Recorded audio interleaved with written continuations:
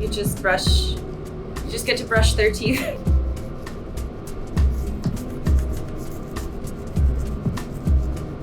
I'm Faith, and this is how you clean a wolf skull.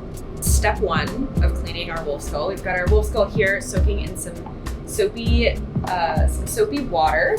The first thing that we have to do is remove some of the dirt and the frass being kind of the dermestid beetle poop that is left on the skull after we take it off the beetles. So I usually use a toothbrush and kind of gently go over it with some little bit more soapy water, just to remove all of that loose material.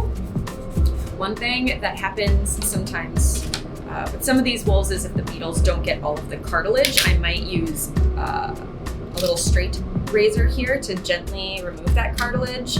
Sometimes some beetles are left, in the nose of the animal, or sometimes in the ear canal of the wolf. So we'll use tweezers to get those things out. So now that we have fully cleaned our wolf skull and had him dry for a few days in our fume hood, our next step is to go through what we call post-catting. Post-catting is basically double checking that all of the tags that we tied onto this wolf match the information that we have in our database.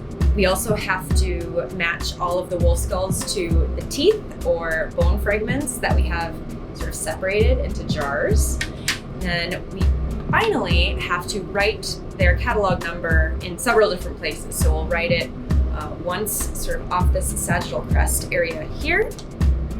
We'll also write it once on this side of the mandible and then on the other side of the mandible in case these separate at any point.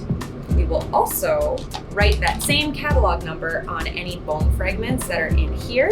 Although they'll stay in the jars, it kind of acts as an insurance policy in case anything gets separated, so we know how to match it back up. So this is step 3. Now that we have our wolf skull cleaned, post-cataloged, we can install that specimen into the collections. And this is what many of our skulls already look like in the collection. So we've got this box with all the record information up here, including that all-important catalog number. We also have this completed and post-cataloged skull with that catalog number at the top, catalog numbers here, and in here.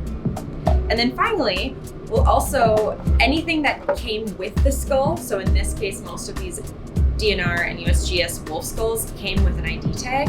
So we'll add those to the box so that everything that came with the wolf skull is installed in the collection with the wolf skull.